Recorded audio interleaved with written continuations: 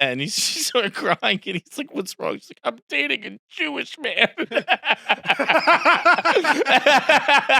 Wait, what? Did you hear that? Thanks for watching. Make sure you subscribe. Let's get into the video. It's another edition of KFC Radio on the Barstool Sports Network. We are in Boston Friday night. The day after you listen to this, we are in Boston. Come hang out. Get your tickets. We want it to be a sellout. There's some tickets remaining.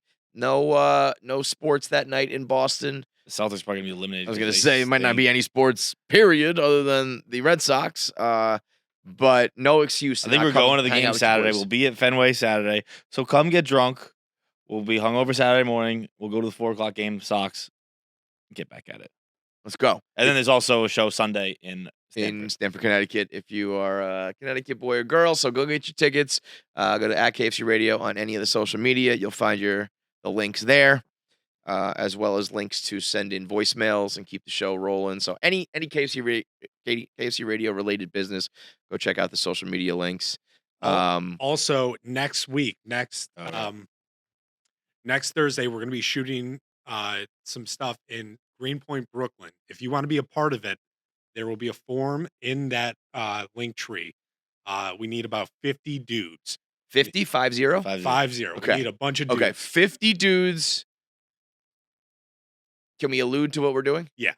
Can we just say what we're doing? Yeah, honestly, yes. Okay, because I was going to say we need 50 dudes who are willing to pop the top off in a movie theater. All kinds of bodies, all shapes and sizes. It's like a fucking underwear commercial nowadays. Very Remember inclusive. when models used to be models? Yeah. That was great. When models used to be hot and attractive, now the uglier you are, it's just and like the weirder and everything's you are. filmed on a selfie video. Every commercial, at least on Hulu, everything's just like a selfie video. Like, dude, give me a commercial. We used to be a proper country. Sell me something, dude. I want. We're making a real commercial. That's what we're doing in Greenpoint, Brooklyn. Hot people only. We're making a commercial for the machine. The machine. Bert and no, Bert won't be there. I mean, maybe you never know if Bert will pop in or not. But we're gonna be, doing our best Bert Kreischer impression and promo for his movie. So. And you don't know this. We do have a screener for the machine, so we will watch the movie The Machine. Oh, sick! Yeah. At the theater. Yeah. So we cleared that. We can do yes. that. Yes. So come. So you get an exclusive. You get to see the screen for all your friends. We might need to turn people away. Yeah. So first 50. Well, first 50 unless you're just super hot. Imagine it was fat dudes and then there's super hot chicks came, popping the top off, watching the movie with us. If you want to be a part of it, that is the 18th. You said the 18th. 18th, Greenpoint, Brooklyn. First come, first serve. We got to give them the address. No, we are not going to announce the address. How are they going to know where to go? When I select them, I will email them the address and. So you want to sift through all this? I'm doing a full casting for this. We will. Okay. Yeah. I thought it was just gonna be show up and we'll be you. I did too. Okay. But so then what do they do, Nick? So there will be a form that you fill out in our link tree. I'll put it all over social media tomorrow too. Let me just throw this out there because we're watching the movie. Would it not be the worst thing to just fill the theater? That's what we're doing. I think the theater fits 50. Oh, 50. Okay, yeah. I thought it was gonna be a bigger theater. Yeah. No, it's a smaller theater. But yeah, I will. I'll give you all the information. Honestly, I'll give you a call time, and it'll be a lot better this way. Trust me. Okay, that's your work, not mine. Yeah. I think it's gonna be fun. So the shoot won't take very long, at all, and then we watch The Machine. Also, do you want to say how we're probably going to do an out of order shoot in there too? There also might be an out of order shoot. We are working on a sketch idea. So you want to, you can be the background, you can be an extra of that, or you just, yeah. Cool. That might happen. Cool. That might not. Okay. Well, we had an idea that doesn't work, so we're trying to scramble and redo one. But we will definitely be doing a Machine commercial. You'll be there. It'll be fun. Get to watch the movie. We'll hang out. Make sure you get your releases signed. I had one of my elementary school, I guess, incidents or events again today. I just always feel so weird when I go to school. I don't know why. I just feel like I'm a weird dad, and it's just always an awkward setting, and they make you sit in the small chairs. Oh, you go to school? Yeah. I think you're like a drop off. No. Today was God damn, having kids is a pain in the ass, dude. Bro. You are always doing something with these goddamn kids. This fucking school, you're laughing, but people are laughing, but it's so true. This school, I don't know whether it's because it's a Catholic school or it's in a bougie bougie city, town. I don't know what it is. They have no respect for working parents. Bro, okay, so Like they act like 9 to 5 Monday through Friday is time to be with your kids. It's don't not. understand how anything happens ever. It doesn't make sense to me. I've been trying. I've been trying to get blinds for my apartment. Year 3. Yeah. They're like, we'll deliver it, and you have to be there. Yeah, we and have it's to come during to lunch measure. time. I know. I'm like, well, What the fuck? I worked. How does anything happen? How am I supposed to get blinds in year 3 of my apartment? If I can't be. They're like, well, can we come at 11? Well, they're like throwing out like 11 a.m. on next Thursday. I was like, No. what are you talking about 11 a.m.? I will say this. I do believe that most, or not most, but just other people do shit like that where they're just like, I don't know, call in their boss. Oddly enough, I think we are at the office more than other people in a way. Like, I think other people, when they're like, my plumber's coming, and they just like call their boss and they're just like, I'm not coming in. Oh, I just stopped using that toilet. I think I don't know if it's because our job, first and foremost, is you get out what you put in. Yeah. So we could skip a million days in a row, like everybody else here at Barstool does. And they could just, you could collect your lesser paycheck and do your lesser than shows. I think we are like, no, the more we do it, the better we do it, the better our lives are. So we keep doing that. I also think it's like we're at the point now where a lot of the times it's booking like an awesome guest. So it's I can't skip work that day because we're going to talk to Joey Diaz, and that's amazing. So whereas Joey Diaz is on the show today, by the way. Incredible. Or tremendous. Whereas other people, I remember, very casually being like, I'm not coming in today at Deloitte. Like, I had a family affair, No one cares. family incident or whatever. And they go, okay. If you say, you got something going on with your family, they go, your job wasn't even necessary anyway. yeah, it's like we don't value you in the first place, so go ahead. We operate you at a loss. Totally. I mean, totally. So that sort of shit, I think, is part of it. But you're right. The other part of it is just like, don't you people, doesn't anybody work here? God damn it. And I mean, the flip side is like, well, yeah, what do you want? You want the blinds company to operate from 5 to 9? Yeah, right. That's crazy too. Yeah. But so none of it makes sense. They were like, well, what about this then? I was like, they're all the same days. If the numbers are going to keep between being 9 and 5, the answer is no. I don't know what to tell you. Bro, particularly with this So I'm just not school, good though, at it.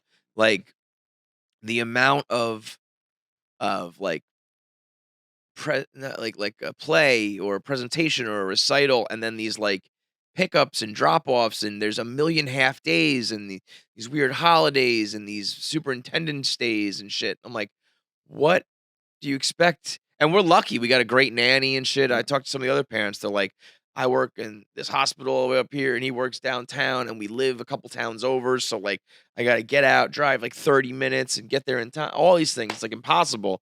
We're like relatively blessed, and it's still a goddamn nightmare. But today was arts and crafts for Mother's Day.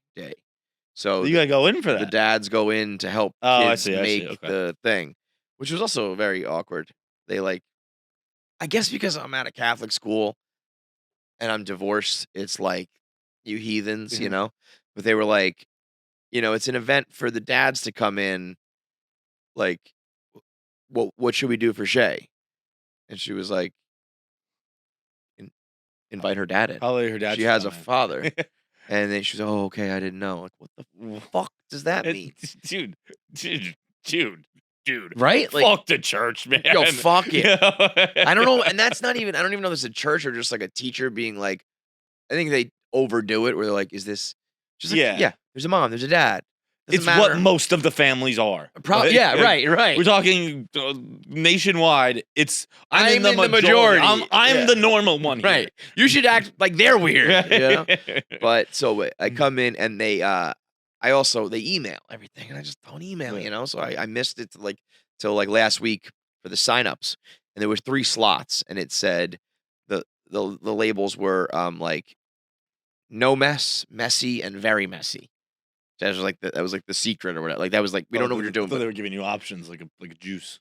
Well, kind of. There, so I had to pick. I did a very. Oh, you did. Yeah, that? Oh, yeah. okay, The only thing left was, or the only thing I could do was today, very messy. And we get there, and the idea is some sort of like they have a little picture of a flower, Then you put this like wax paper over it, kind of like this see-through paper, so you could trace the picture, Mother's Day flowers. But you're gonna trace it with glue, and then they stick some shit on it, whatever. Our job, rather than just like have Elmer's glue, is to make the glue. So they give us a bowl of water and a bag of flour to make like batter. And at least they make it kill a horse first.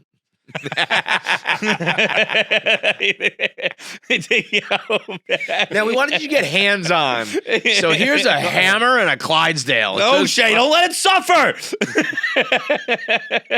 Did you guys watch the Derby this weekend?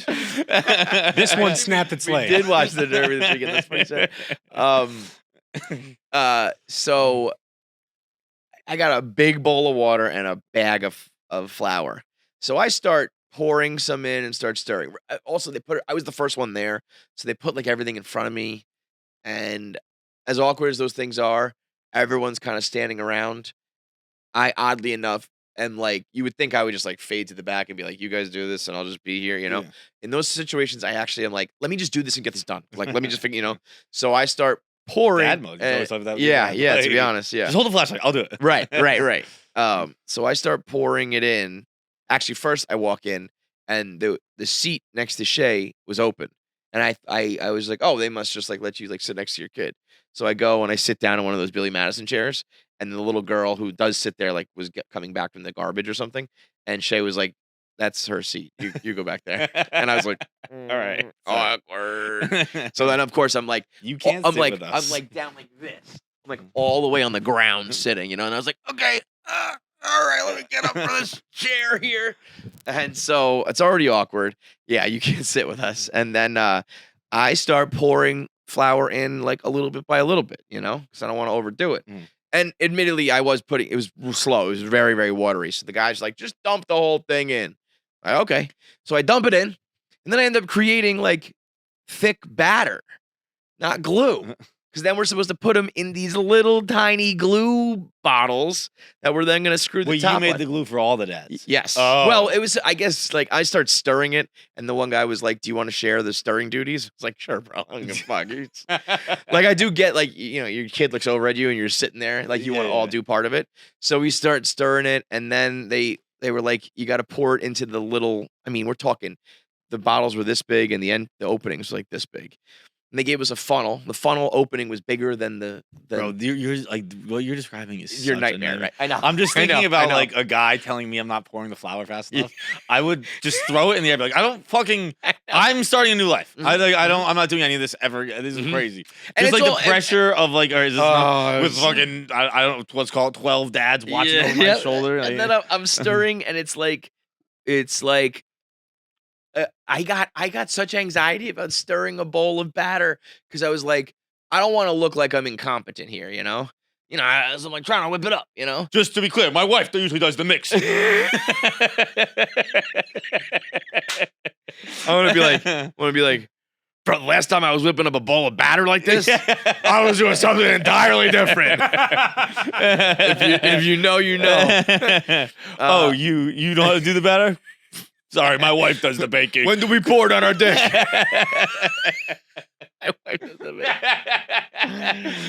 But I'm stirring, and like it's starting to spill over the sides a little bit, and now I'm like, oh my god, now I'm spilling. Oh shit! Like, am I making like now I can't even stir right? And then I start whipping it up. He takes a turn. We end up making like it's with flour and water. It looks like you're about to bake cookies or some shit, not glue. We're trying to pour it into these itsy bitsy glue bottles. That doesn't work. So we're like, we need water. And everyone just kind of sits there. And I'm like, all right. So I grab a cup and I go find the faucet in the back. You know, those old, you know, they have one in the place. So we pour the water in. I eventually, fucking MacGyver over here, the funnel was too big. So I grabbed another plastic cup and I just cut like an itsy bitsy hole in the bottom. Wow. Pour that. And that starts to work. Kinda. Starts spilling. I just take the fucking bottle and I just plummeted my hand into the batter and I just squeezed a little bit so the air would come out and I was like fucking Winnie the Pooh putting my fists in the honey pot. I got a smackerel right here and I was just like, I'm done. I got my daughter. It's like, here you go, you know? But we need to make. Eventually, the teacher realized we were struggling. She got us like a bigger squirt bottle, so you could just go. We passed them all out. Just the wackiest thing though. She said, if you've got your bottle, if you need a bottle, raise your two hands. If you've got your bottle, put your hands in your head, rather than just like not do anything. So, and these kids are like kind of like this, and I'm like, well, I can't. What? God damn it! Why is everything weird? So, eventually, we pass out all the bottles stuck to their hair because they stuck in the glue. I mean, it was a mess everywhere. Because as soon as they get them, so now they're supposed to just like squeeze it out and gently follow the outlines. And these are just like these little cheapo bottles. We put the pop in across the room. All the tops start popping and globs are flying out. So you just hear like, oh no, oh mine's ruined, oh mine broke, and we're like the dads are running around trying to clean it up, refill it. Oh, we need more. Let me get some more flour. Oh, we overdid the water again. I was like, this is a disaster. Rather than just being like, we'll help you trace it with like an Elmer's glue or whatever, you know. But it's funny though because it was a bunch of dudes who were all like trying. You know, this new generation is very like if you ask my dad and certainly their dad to go do this, they'd be like, "What am I fucking gay? I'm not gonna do this." 9 to 5. I'm at the office. Yeah, right, right. Between 9 to 5, I'm at the office. From 5 to 7, I'm with my guma. You know, I can't. I don't. No, I it's got no actually time not for at 9. arts It's and at crafts. 7 a.m. because that's when school starts for some goddamn reason. Another thing, bro. My kids, they were like 4 years old, waking up at like 6 in the morning to get ready for school. Dude, Torture. Seeing a child wipe sleep from its eyes is the most depressing thing. Good morning, Daddy. Like, Jesus Christ, you don't have anything to do. Go get enough sleep, Right. dude. Yeah, like literally crying. Like, I don't want to wake up. Like, I don't want you to either. One time, You have 12 years until anyone expects anything of you, and even then, it's minimal. Very minimal. Go hibernate. Get out of here. Do you guys know what siren head is? Nick, do you know siren head? No. You pull up. Can we do that real quick? The other day, Keegan woke up and he was like, he said something. He was like, siren head needs to be stopped. And he was like, Is it from like, Cuphead? good morning, Dad. And I was like, what the fuck was that? Oh. And then Yeah. and then he's been having like night terrors. Shout out to Clem. He's been having like really bad nightmares where he's like screaming and crying. It's really sad, but you can tell he's asleep because he'll pop up. And I'm like, you okay, buddy? And he's just like, you know, just out of it. But then he's crying and screaming and he's like, oh my God. And so I'm reading up on it and it's like, it is just a regular thing that happens with kids' brains.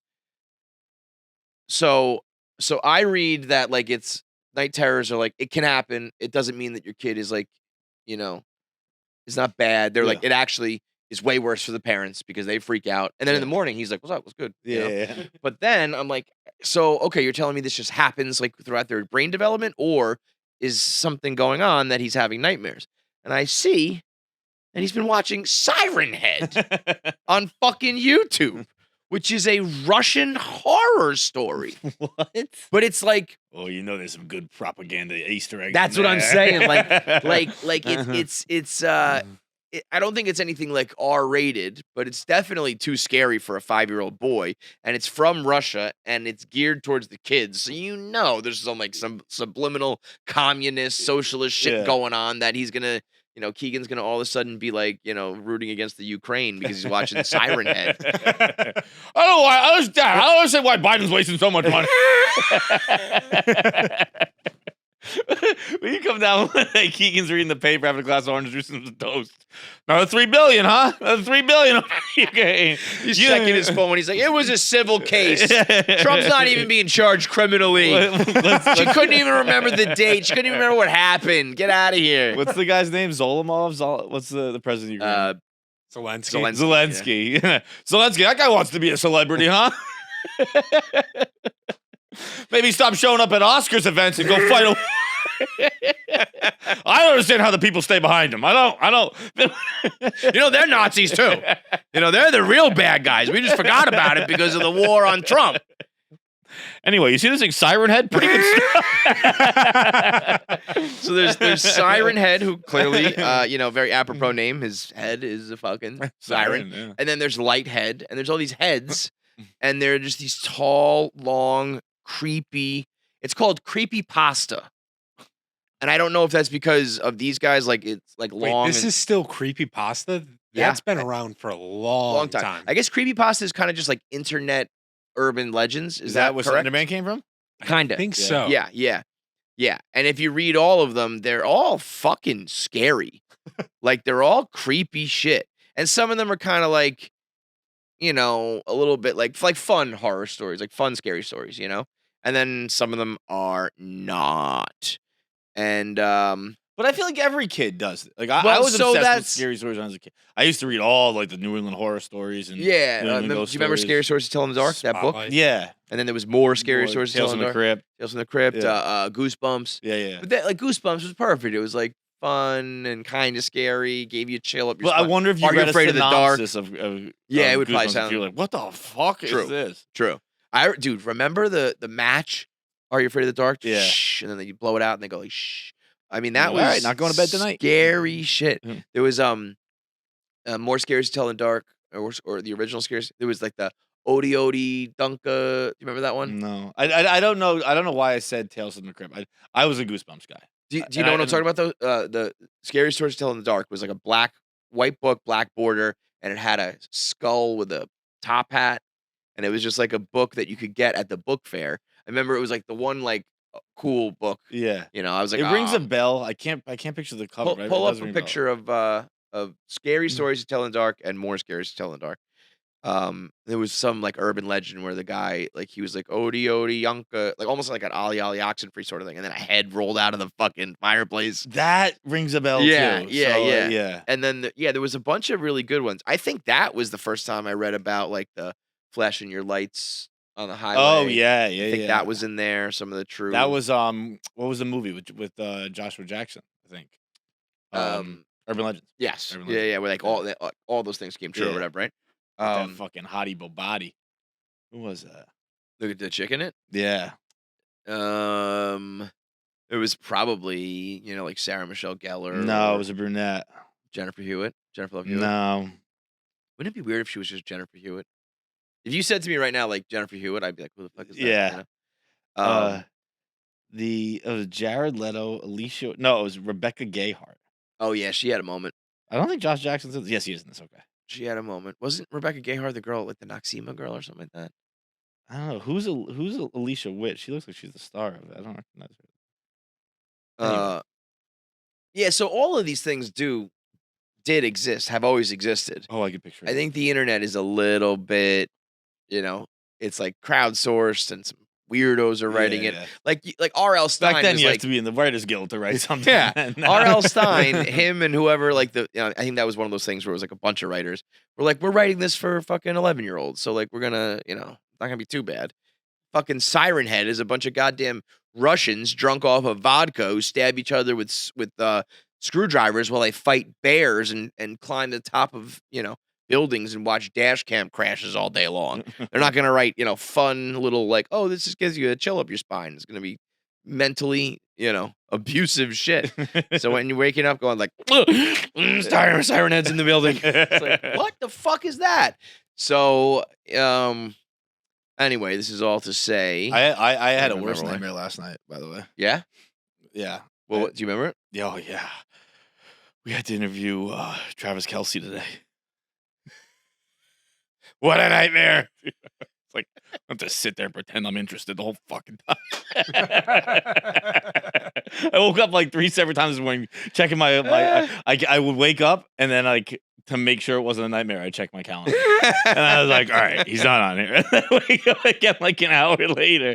And I was like, whew, all right, he's not on here. Thank God.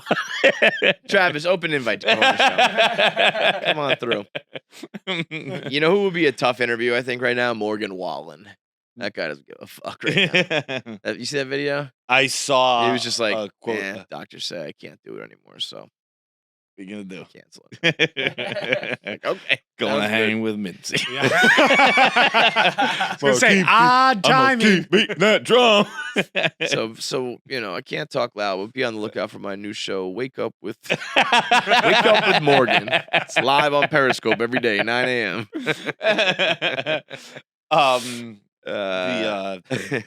I did the bracket yesterday. Uh-huh. I strongly recommend people watch the bracket episode. After this episode, This was everyday things you could go pro in. yeah. So I didn't understand the assignment. I never understand the assignment on the bracket, and it was supposed to be like you're supposed to send things I was saying more broad things. Totally. Like I had like who cares about- masturbate and Yeah, blah, blah. yeah. And it's weird when I think how we do our show. I think of like things that like people will have a take on, and Totally. like that's how you do a show. This show of the bracket was a little different, where it was like you were expected to show your skill. Oh, a little show and tell action, a little beauty pageant. Yeah, it was talent. Be like, oh, he is better at that than he is at that. Huh. And not all of them. What were could you great. do? Like I said, parallel parking. I think I'm a very good parallel parker, Yeah. but in the moment, I can't parallel park. Yeah. So what? You had to pick things that you could do, like with your hands in front of the office. Like other things, like masturbate did get in. We debated. Did you guys whip your dicks out? Bit. Start jerking? I didn't. I actually, and then I remembered a story where I told that I was like, I'm not even that good at this because I jerk it off. first, I was like, I got like a 99% success rate, which is pretty good. But that's right. I didn't even know. I didn't even know instinctively. Yeah. But then there was a time when we were in Spain where we were playing Kings, and it was like I had to get naked, and I was still a virgin, and I So scarred. and I went to the bathroom, and I was like so nervous to get naked. It was just me, my buddy, and two girls, and I was like, I'll get hard. I had a hat, and I was hanging my hat on my dick, and then like I couldn't get hard, and they're like, the girls like, what are you doing in there? And they started like moaning outside the door, and like, oh, you trying to get hard? I'll moan, and then they were like moaning, and I still couldn't get hard, and I just walk out with a fucking dick.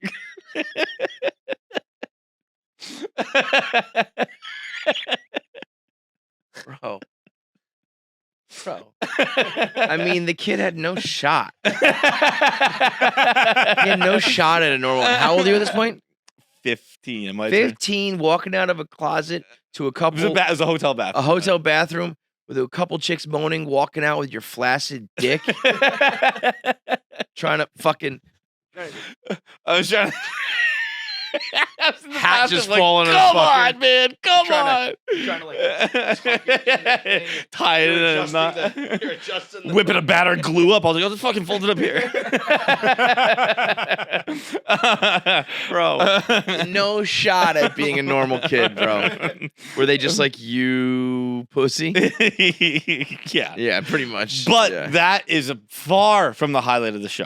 The show is must watch because Chris Klemmer puts on a performance that I've never seen. Love. We gotta have the Clemmer. Monday episode. He Yes. is Yes. unbelievable.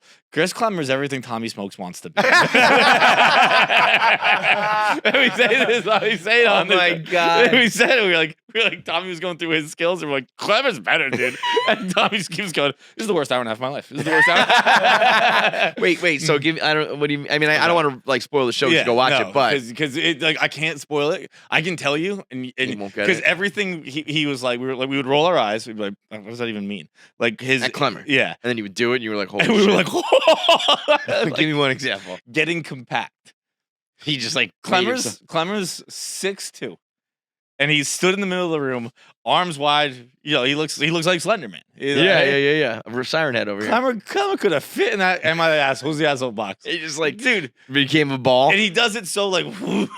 and the whole room's like, we were like, holy shit, you're tiny as shit, man. how did he like know that though? It's That's how we what's used funny. to watch TV as a kid, and So he like ball up. it's like literally like a cartoon of like a sad kid watching TV. Yeah. Where like he has he like folds himself into himself. Like his neck comes forward into his knees. He was like this. He was like this. And By the way, if I had to pick someone in the world for the other end of the spectrum, it's you. It's you. And we all tried. Yeah. None of us could do it at all. But like he's like this. And like he's obviously not using the couch. but he's So he can do like the Asian squat kind of. But like this, like this. Yeah. I'm talking like you could put a wall between his ass and the floor. Yeah. He's just sitting like this. It was crazy. And then, so put your feet together. Oh, I don't. Yeah, at flat. And then, yeah. I can do the Asian squat, but my feet have to be apart. Together is impossible. But he really is like Slender Man. Like he is. Yeah. Like he has the same body as Kevin Durant. He's just an old white guy instead. Dude, and then he was like 90s sitcoms. I can tell you every channel they were on. Yeah. And yeah. Nick was just throwing out. Nick's like Well, Moesha, and he's like, that was UPN ABC, but 9. it switched to UPN. Yeah. I this also knowing a lot of the cast of the bracket. This is like, tell me your best autistic skills. Yeah. Weird thing. Because Tommy did he do the Yankees thing? Yep. Yeah. He can tell Guess you what day of the I week. ran into Clemmer when we were like, Clemmer. Yes. Dude, I was going to say, Clemmer's up there too. Tommy kept running into Clemmer, and Clemmer was the Final Four, I think. All Final Four were Clemmer. dude, one was a fart noise. We were all like, whatever, everyone can do that. Perfection. The room erupted. Erupted. Mouth or what? Like Mouth. Like, It's you'll never be able to do it. Never. Clemmer's like, I've spent years on this. What Dude, else? there was one time in the show where Nick goes, "Can you do it again?" And I clocked that. My brain registered. Nick just asked him to do it. Clemmer did it. I went, "Who farted?" Like my brain forgot. I just heard someone ask Clemmer to do the most amazing fart noise I'll ever hear. Yeah. And we were bringing people in. And we it's were the like, same every time? he changes up a little bit. Like he probably does it 10 times throughout the show. Like, that was a good one. Like, that was the best one. That was the That's best a one. great party trick. You can just drop that. Once He said he people used to do it in high school all the time whenever a girl bent over. Bro, I mean this in the least disrespectful way, while it's also just being like wild. He's just like trapped in the wrong body. You know what I mean? I guess he's trapped in a great body if he wants to do his compact thing. Compact. But it's like he looks like a ghoul. and then he's like a totally normal fucking regular guy. I love him. I want to watch baseball with him. I want to talk to him. You know what that is? That's a big what do you want to call it? Like, I guess it's just a big miss by Kirk Minahan letting him go as a free agent. Yeah. That's like when the Knicks brought in Jalen Brunson and people were like, I don't know about this guy. And he turns out to be a fucking star. I love Clemmer. One of Tommy's, which lost to a Clemmer, was we actually ended up deciding that Tommy's skill, all of his skills are just being annoying. Yeah. Oh, he's like ordering for the table, Ugh. giving directions from the front seat. I hate you. One was deciding paying at the cashier with a big coin purse. Yeah. One was deciding the order deciding where people should sit. He knows the best group of people. So they were like rank, like seat us at a baseball game. Yeah. And everyone was, he nailed it. Everyone was like, that's actually probably the right order. But in it, he was like, Feits and Clemmer can't sit together. They would know. I was like, and me and Clemmer both like, we like each other a lot. Wrong. Yeah. But then most people could do that. It's like, oh, these two guys hang out. These two guys, these don't, fuck you, Tommy. It was so funny. Keep going. I don't know. This is the worst hour and a half of my life. But before that, before we had like a busy day yesterday, I think, whatever. And I had to go. I had like 15 minutes to grab. I think we recorded at 3. I had like 2:48. I was like, I haven't eaten. I gotta see. I'm hungry. So I ran to get fucking, I don't know, insert place here. And I was walking back and I was like looking at the food I was about to eat. And I just got so depressed. Like, if you want to know why society is as depressed as we are, it's just slop is all we eat now. Yeah, food. Yeah. Like all food is just a cardboard bowl of slop. I was looking at my thing as I was carrying it. I was like, I couldn't even tell you what this is. If I put it in front of you, wait, like, what was it? It was like fucking. It's all the same. It's in a cardboard bowl. It's some rice, some chicken, some fucking. And that's like the healthy. That's right. You're eating like the some good sauces, stuff. some of this. It's a bowl. If you poured it into a pig trough, it would look if not. If you served it at prison, they'd be like, that's what we get at prison. There was a time, there was an era where lunches were elegant, whiskey lunches. You go Mad Men, you get a steak, you get something nice. Now we have to fucking rush out. We got 15 minutes. You wait on a 20-minute line. Rush back to your. You eat the cardboard. If you put it on the floor, it's dog food. It's just you're holding it in your hand, and it's fucking wet dog food if you put it on the floor. You're holding your hand, eating fast. I was like, this is so goddamn. I don't understand how the greasy bag of fries became like, it was like, you see someone with that, you're like, whoo, someone's having lunch today. Well, someone this looks like hot garbage in a bag. Like I was sitting there eating. I was like, this is disgusting. I'm just slopping food into my mouth. And I'm just like, I'm a this fucking. This is also a Feitelberg broken brain sort of thing. Dude, they treat us like we're animals. We're all animals. Everyone here is a fucking animal.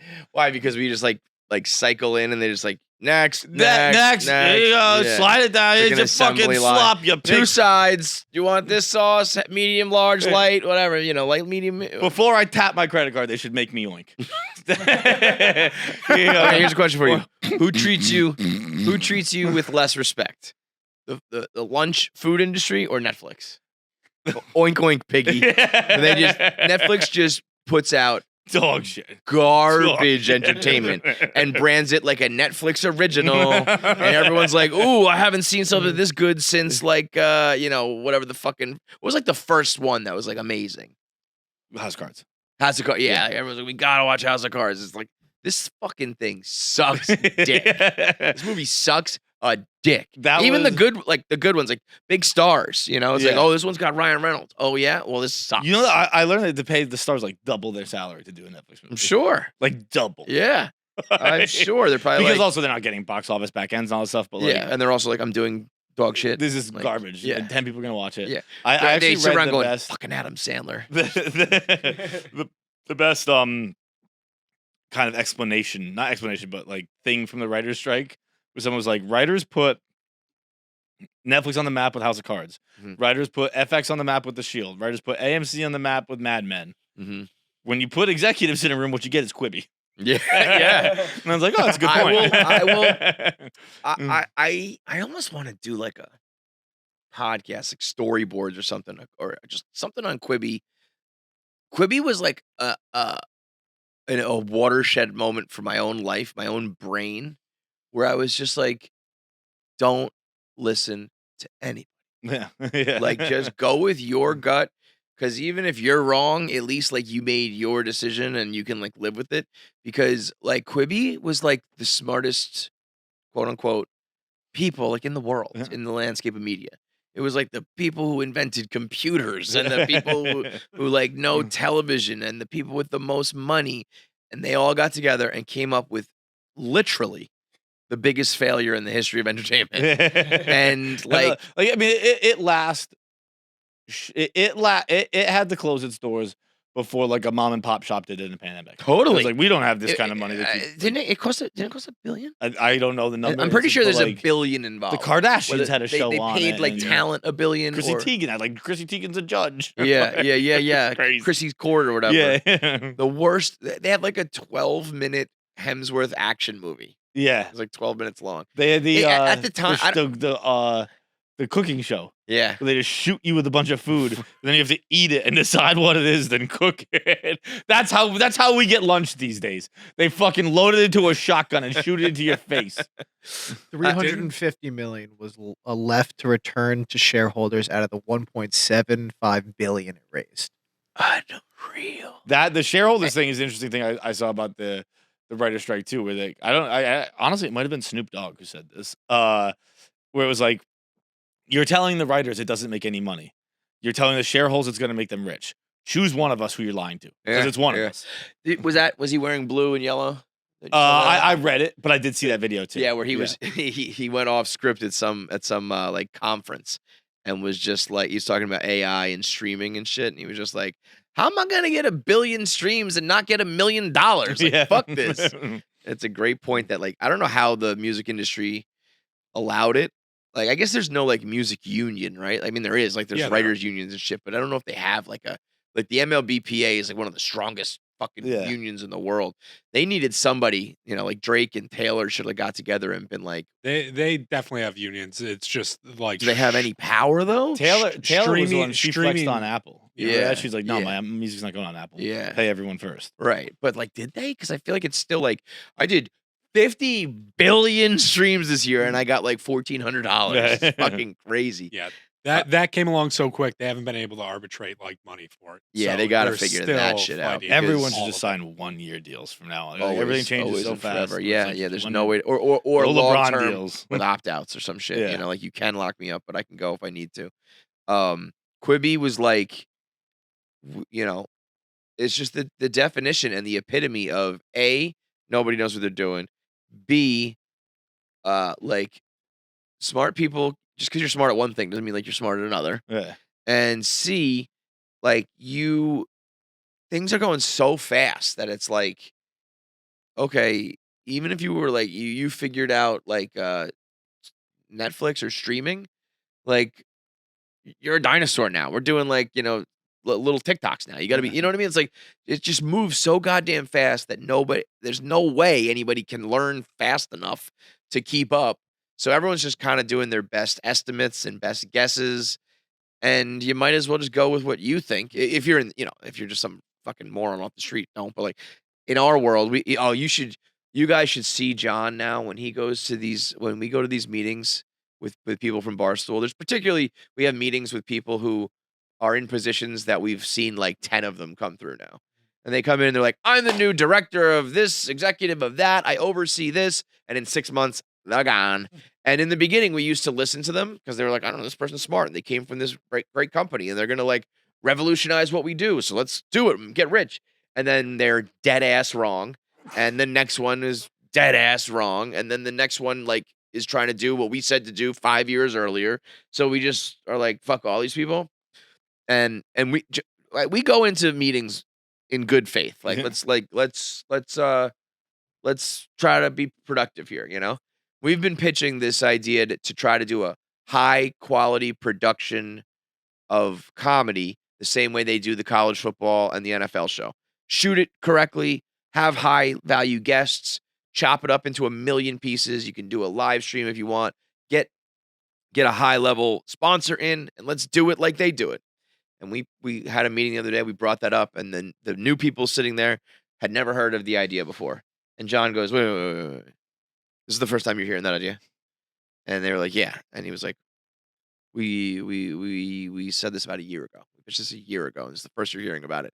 And they said, yeah. And he just goes, and he crosses his feet, and he just like looks the other way. The rest of the meeting, he just sits there, just like, well, I'm done here then. It's amazing. It's like a good cop, bad cop. Like it's not even. It's just a good cop, like dead on the inside cop. Like I'm sitting there. I didn't know. It's not a conscious thing. I'm not like. I mean, I'm definitely very annoyed and angry. But I guess, I mean, maybe I don't know if they can pick up on it. Yeah. I know you. Like, I'm still like trying to salvage it. I'm like, okay, let me explain it again because this is the first time you're hearing it. Here are my ideas on how to do it. Here's my ideas on how to monetize it. And then I'm like, how can we make sure this doesn't happen again? And I'm like, I want to reach over and take Blattman's bald head and squeeze it till it explodes. And it's not even his fault, but it's just like, I want to kill somebody over this. And you're in the room right now. And so the people that were in charge of it didn't show up to the fucking meeting for the third time in a row. Didn't even respond. No, they just didn't show up. One of them, yeah, fucking. But as I'm doing that, John's just sitting there. Dude, I'm like, at one point, I was like, I think he's like lowering his heart rate. Like he's not even breathing. He's just like, I'm trying to lower my heart rate. That's for sure. Dude, there was one, I forget Amazing. when it was, but where you just started texting.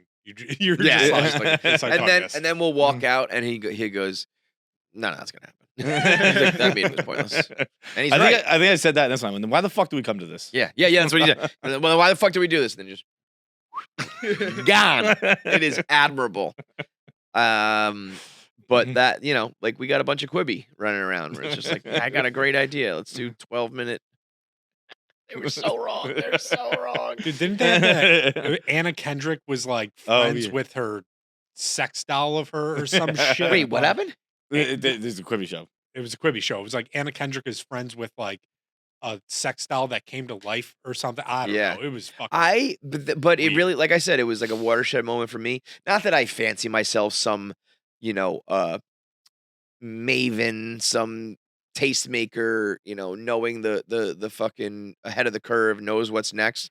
But I remember looking at like their little like mission statement, and I was, again, a lot of people said it, so I'm not trying to claim this was like some amazing prediction, but I was just like, I've been in this space long enough to know that idea sucks. Like that was one from the jump. Everyone's like, "What the fuck?" And I was like, you could sit me down with the smartest billionaire behind this, and I will tell him to his face, I am smarter than you on this. You are wrong on this.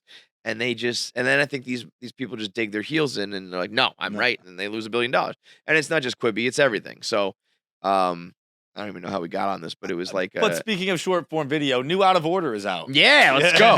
Episode 3. Episode 3 is out now. Go watch it. Go watch it twice. Did I see on the board? There's 5 skits this time. Are there 5 in this one? There's 5. There's 5 skits. Let's go. That's a little extra for you. 15 minutes still. It is. I think Pav said it's our most complete episode. Pav's just like making movies. They're like. He sent like the stills from it, and I'm like, oh, that's cool. A movie. Like, yeah. They're very, very, very sick. Oh man, that was a tough profile shot. We got was it? Well, it's just like the train almost hit your honker. Oh, there it is. Yeah. Oh yeah. Woof. Is that Brie? Yeah. Was she in the skit? She's in it. Brie is great. Bree's in it for like she doesn't have a line. It's 2 seconds. That's the name of the game. It was. You get these extras in, and they promote your shit for you. Drew Barrymore on Scream. We wanted put Sydney Sweeney in the poster. Yeah, sure. I think Bree's going to be in it going forward in some. But I mean, like this. That was one. It was just like we were here on a Friday. And like no one, I told Brie, I was like, I don't even think to ask you because you're so big. Like, I just bumped into her. I was like, what are you doing right now? You know what? She is a good example of what we got. Nick Tarani in this one. We got Tommy Smokes in this one. What I think people do to us, comedian Anthony Moore, where I'm like, I'll do anything you want, and they're like, oh, I just never think to ask you. I'm like, all right, that's what I do to Brie. Right. And 100%. She's probably like down to do whatever, and we just don't ask her because we assume. Have you told the story about Anthony Moore? Like how that went down? So Anthony Moore is a very funny comic. He's a black guy, and they needed a black guy for the skit. Just hard at Barstool. And it's hard to find a black guy here. I'm just speaking of facts. Yeah. And what was the skit? It's just I don't want to give it away, but it's just like there's awkward racial parts to it, right? Right. And Sass hired or Owen hired? Owen made the connection. Owen just didn't tell him that the premise of the skit is like an awkward white guy saying like racial, like being like racist, right? No, but not being racist. It's almost reverse racism. Whereas like I was too walking on eggshells around a black guy, right? But like he's just like, yo, show up. Like, hey man, you want to do a skit with us? Like, it could be anything. It could be like any premise. It could be about relationships. It could be about work, whatever. To bring in a black guy with a bunch of white dudes and not tell him that it's like a racially based thing until you start going, it's fucking nuts. But also, Owen went into emergency surgery. Owen wasn't there. Right. So so he walked into a room with just a bunch of white guys and was like that he had probably never met before, right? Never. Yeah. No, I don't think any of us had ever met him. He's an awesome dude. He's unbelievable. And I'm this sure one fell on me too. What? Or this one fell on of me. course. But then I didn't know it fell on because I did it too. I was like, I was like, do you know the sketches? And he's like, run me through it again. And so I had like you and I did it. I didn't know you had done it, so we both did it twice, and it was like, all right, so go watch the sketch. But I mean, he crushed it. He's like, he's a comedian. Right. He's a normal guy. I'm sure he actually has not a similar bit, but like he in the Owen show that he hosts, he did something similar. That's what sparked the idea for Owen. That's why I was like, oh, got it. And like, 99% of comics and people that are going to be down to work with us would be totally cool about this. It's just a funny thing to honestly. That's a skit in itself. That was like very meta. That was some Inception shit where it's like if there was a skit show about a skit show where the black guy doesn't know that he's about to have to do, it's like, okay, I'm gonna get out the hood and some blackface. It's like, wait, what are we doing here, dude? While we were like not filming, we were kind of like getting camera set up and stuff like that. Jake Bass was talking about how he was Jewish, and in my head I was like, "Say that louder! Say that louder!" It's really multicultural here. He was talking about how it's actually a funny story. Jake Bass was telling me his girlfriend in college got like really drunk one night and started crying. Bass went to Alabama. And she started crying, and he's like, "What's wrong?" She's like, "I'm dating a Jewish man." Wait, what? Did you hear that? I heard that. What did Jake I've say? heard that. Wait, can we get him? Is he here? Probably. I'll go Can you pop your head out? That's fucking outrageous. I'm telling you, What? if we like gave him a few whiskeys, he'd be the most dangerous person to have on a mic. I bet. That is. Just, yeah. What's I that, mean, babe? Your existence. Yeah. Ah, I mean, what do you say back? I'd just be like, Laheim. Boy, we are all over the map here. I don't know how we got to. I would love somebody to like map out how this podcast went. Like, here's the first topic, and it went here, and then that one here, and then one here. I mean, we are nowhere close to where we started. This is like one big plug for tickets. Yeah. So go to the Wilbur. Another thing I thought of this morning. I found another thing that the internet ruined, and you might like this one, or you might hate this one. I don't know. Okay. The internet ruined conspiracy theories. Because it's not conspiracy theories. It's that they know the phrase conspiracy theory gets clicked, so they use it at times where like it's not a conspiracy. Yeah. Do you know the etymology of the Meghan Markle thing? What's the Meghan Markle thing? That she was in disguise at the coronation. It was one tweet that was just joking, like, "You're not fooling us. You're not tricking us, Meghan." That was real? But then all the Like, headlines I are thought that was- conspiracy theory says it's just one person who said It a was a joke joke. tweet. But were And- some people thinking that was serious? I think when you throw conspiracy theory on it, people- it becomes more real. Yeah. And people are like, "Oh yeah, that does look like her eyes. It does look." The guy's a knight. He's This dude, I think, pops up every time they do something, and it's like the fat guy. He's in England too. You know the super fat guy? Every like 5 years they have their moment in the sun, and everyone's like, "Who's that guy?" And it's like, "I'm the Knights Templar." So like every time I read conspiracy theory, I just roll my eyes anyway. Yeah. But now when I'm like, oh, it was a single tweet where someone just went, "You're not fooling us, Meghan." And now like the New York Post is writing articles about this fucking conspiracy theory. Yeah. Because we used to just be able to make jokes and have fun. It's not all that fucking like. And in general, even conspiracy theory was always, for the most part, taken with a grain of salt and tongue in cheek. That there's like, I'm having fun with this. I know we landed on the moon, that's also. But I'm saying there's like, some funny angles that we can talk about. Now it's like you get lumped in with the fucking lunatics of the world. Yeah, like people it's actually like- trying to break it down. It's like, no, I was just making a joke that this guy looks like he's in a mask. Yeah. That this person looks like someone in a mask. Yeah. Or in a disguise. This thing always bothers me though. I've talked about this before, the conspiracy theory triangle. Because the bottom one that says grounded in reality are things that at one point were called crazy conspiracy theories. Yeah. MK Ultra in the beginning, people were like, the government would never do that. Well, they did. Right. At one point you would have said, like, Bill Clinton went to like a rape island. Like, no, he didn't. And now they're like, okay, these ones are real. And these ones are the crazy ones. Like, who fucking knows? Have you heard about this? Isn't conspiracy? I just saw it on TikTok today. We tried to nuke the moon at one point. It's like we just tried to nuke the moon. Like, what's gonna happen? Did you see that guy who got kicked out of Berkshire Hathaway's like big like meeting? Mm-mm. He it looks like almost like when like Bill Gates presents to like the shareholders and there's like big picture, almost like Succession, like where they're doing like there's a big screen behind them. So I don't know what it was, but this guy was like, "Hello, my name is like Peter or something, and like I like this is my job at the company." And he starts talking, and it's like kind of whatever. And then he's like, "As we know, Bill Gates flew to Epstein Island," and the whole crowd starts going like, "Boo, boo," like they're groaning, and then he gets like escorted out. But it's actually not it's a very anticlimactic video. But the fact that like dude was just like in front of the whole fucking Berkshire Hathaway, everything was just like, and I think he was trying to almost like insinuate Warren was like involved. It was a like dude swung for the fences. Guy did not fucking hold back. I'd like to take this time to defend the people who went to Epstein Island. Oh, sure. The floor is yours.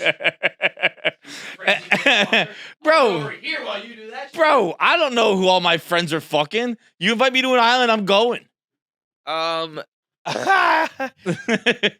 Okay, that's true. There's I believe a decent amount of them that went after like the news was out. Oh, really? Okay, that's different. That's different. Or no, I shouldn't say that. I don't know if there are people who went to the island. I was gonna say, they were still taking flights after. I think there are people. I think there are people who continue to do business and deal with him and go to parties like here I see. and associate with him. And I think that's a bit much. Because I would imagine, if I had to take a guess, Epstein did his best to hide this. Right? So it's not like he was like flying down his friends and being like, I got a couple 12-year-olds. Like I think with most addictions and criminal activity, you hide it from the people you care True. about. So you're like, I don't want them to know guys, I'm this. Though, I think these guys get so cocky and you do it for so long and you don't get caught. And when you do, the police just disappear and you're just like, I'm fucking bulletproof. Yeah. And you get kind of like lazy with But like if keeping you it just hidden. apply it to a regular person, you're like, you hide all the time. He's a drug addict. He's a drug. Like, I don't know. He was normal around me. Yeah. Like, I guess he was sneaking to the bathroom and but fucking kidnap it's people. It's I not don't really know. like there's even people like in our business who like, I'm like, a couple things happen. I'm like, I don't know, maybe we shouldn't have them on the show anymore, you know? Yes. And that's like a very loose connection, and I really wouldn't be necessarily like connected to that person if they were to come on the show, whatever. Once Epstein was outed as like this guy, But was he was outed? Like it was, I thought think- he got think- arrested pretty quick. I don't want to turn it into a whole defense thing. But I was just saying, I think Jeff was pretty good. I'm just trying to say, No, if 'cause some of remember my there was friends that- get caught doing some really dirty shit and I didn't know about it, don't get mad at me. Yeah, well, it's like the Patriots, but they cut him right away. It's just like everyone's Right, like, "Oh, you guys right. had a murder." It's like, well, we didn't know, and then when we did know, we got rid of him. Yeah. But I remember like the first time he got caught, he was like dead to rights, and they like made the evidence disappear, and the Oh charges yeah, disappeared. yeah. So then, then it was like out there. I forgot about all that. Yeah. Yeah. Yeah. Once it was like once they had him, but like the first round was just like we know. Well, it was almost like an OJ thing. Yeah. Yeah, I get that. That I was thinking of like the Sunny episode when Frank went to the island all the time. Yeah. Just for the scuba. Yeah, great scuba. Like you usually hide the things you're embarrassed of. Is really my point here. Did you see? Now I don't know. Does TikTok do verified checks? Yes. Would OJ Simpson have a verified one? I don't think that's him. Okay, I because you think know what I'm about to talk about. Yeah, people are taking his old videos and That's what I yeah. thought it was. Okay, because there's an account at Lucy Juicy, and I don't think he would name that Yeah. either. But it has like 250,000 followers, and one of the videos was from OJ Simpson, It's so and it good. said at conspiracy theories, and the girl. I don't know if this is considered a conspiracy, but this is basically a little series on if O.J. Simpson really did it or not. Who knows? Yeah, I guess we'll have to wait and see. And I saw that. I was like, that's clearly an old video that Yeah. they stitched together. But I thought that's what he was doing for his TikTok because Yeah. it has a lot of followers. But I think so. That's even fake too. Yeah, I Yeah, think, I because think the that whole official thing OJ is- Simpson yeah. is that makes a lot more sense. But it's going around where people think it's real and that he's just cavalierly like mentioning like, yeah, we'll see if I did it or not. You think that OJ like on his deathbed would say something? I'm gonna go with the thing. You still have to hide the things you're embarrassed about. Yeah. They just put him in the casket with the glove on. Yeah. That'd be sick. Maybe he's not embarrassed, but The Barstool Sportsbook is now offering a $1,000 bonus for new players. If your bet loses, get up to $1,000 in bonus cash. That's if your bet loses. Your first bet, you don't even have to hit your first bet, and you get up to $1,000 in bonus cash. So download and create an account today. Use code KFC to unlock your $1,000 bonus. Be sure to use that code KFC. I mean, this app, you can see it here. Feitelberg's got it up. I mean, I'm holding it up, as all you naturally do during an ad read. with the screen protector. Yeah. You can't see Can't it. even But we promise you, it looks awesome. Let's see what the It's an exclusives are right now. easy-to-use NBA interface. playoff boost. Yeah. LeBron James, Steph Curry, and Klay Thompson to make 15 plus combined 3-point. That's a no-brainer, right? You know, you would think so, but like, Steph's gonna hit 8. Clay's gonna hit 4. That's 12. I don't know. LeBron's got 3 in him. that's Never what I mind. mean. Not Like, a no-brainer. That's a good line. bet. Now, Steph could go fucking hit 15 himself. Right. So, you never know, but that is probably about right. Game 5 to stay alive. Jalen Brunson to record over 3.5 rebounds. RJ Barrett to make over 1.5 3-pointers, and the New York Knicks to win. All 3 of those? Oh wait. I don't know. Also, this is a big bet. And Draymond Green to record over 6.5 rebounds, and the Golden State Warriors to win. That's plus 750. I don't know if I Stephen Che's the on it. You Knicks can on that bet with Barstool trust personalities the data, in the trust the brain. exclusive section. Trust the data. Stephen Che will scrap for those points. Did you see that where he tweeted at the NBA last night? No. Or maybe it was 2 nights ago. That Jalen Brunson. No, I think it was last night. Whatever it was. That like someone had security rebound. He's like, this is a clear rebound. It's not a team rebound, and it was changed. Really? Yeah, I don't know if they replied to his tweet directly. I don't think That's they did. amazing. But he is And you know somebody out there, their bet lost because of that. And they're fuming, and everyone who hit because of it is thrilled. So download the sports book. Use promo code KFC to unlock that $1,000 bonus. If your first bet loses, you can get up to $1,000 in bonus cash. Terms apply. Must be 21 or older. Gambling problem? Call 1-800-GAMBLER. Am I the asshole? Yeah. And voicemails? Do we have time? Yeah, I think so. Let's play a round of Am I the Asshole? So why don't you two come down here? Nick, can you come in too, or can you need to be behind there? I gotta cut the cameras. Okay. All right, we're gonna for who's the biggest asshole, we got Mike and Vinny the Guinea's gonna come in, and we will we'll play a round of Am I the Asshole? First time on camera, Vinny. Big. Actually, no. First day I was here. I got on camera. You got on camera? Yeah. Are you nervous? Are you a nervous person? You don't get nervous? All right, we'll see about that. I'll start it real quick. Am I the asshole if I walk into the KFC Radio studio still wearing my sunglasses? What, did I do that? Yeah? How long did he wear them?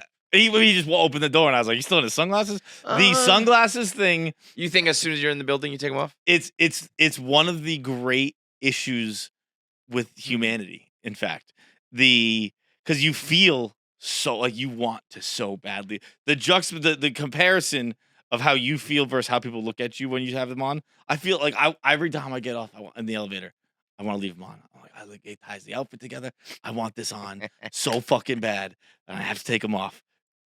And then Vinny doesn't. Well, what I would say is because I don't want to look like I'm in the building. I got to take them off. Like I feel like the pressure, so I'm like, I'll just take it off when I get to my desk. Oh, so you think about it? Yeah, you're crazy too. I think all this is a little bit fucking crazy. I'm not a sunglasses. I don't wear guy. sunglasses. So I don't wear them. Dude. My rule is if I don't wear them in the winter, it's got to be the summertime. Yeah. And even then, I just don't do it. Yeah. I just let the sun burn my eyes. And that's the thing. I every time I'm like, It makes sense because you got dark eyes, but like you like probably have sensitive eyes. You get lighter eyes are more yeah, but sensitive. I want to let these babies pop. You know? Is that I've heard that, but is that like you think? I've it heard really blue feels eyes are different? like really sensitive to light. I don't. I no, wonder. that is a thing. Yeah. But I wonder how different it is. You know, like if you were to pop into my eyes, you'd be like, Yeah. can't see." And if I were to wear yours, I'd be like staring at the sun like no problem. You know, walking through you had to walk through the hallways to get here. Some people probably say that guy's an asshole. Wearing sunglasses, like it is definitively. It's like when you're driving in a car. Where like with them on, you feel like you're in a movie. You just feel better. You feel like you're in a movie scene. It truly is. If we had to make a list of like to go back to the old KFC radios of like top 5 coolest things, in like no particular order at the top is like cigarettes and sunglasses. You know, just like put on sunglasses. Even if you don't actually look cool, maybe you could look goofy, maybe you failed at trying to get the fit off. But like if my kid puts on sunglasses, I go like, "Ooh, cool guy wearing the sunglasses." Yeah, Hollywood. Every time, one of my best friends growing up used to wear like the old school Oakleys, the like the crazy angled ones, like the baseball ones, to Little League. He would wear. This was like early on. He had the uniform on, jeans, and Oakleys, and he would call them Hollywood Havens. And he was good. He was like pitching well, but it was like, who the fuck do you think? I think it's the reason why I don't wear them, because like every time I walk downstairs with them on as a kid, like my dad's like, okay.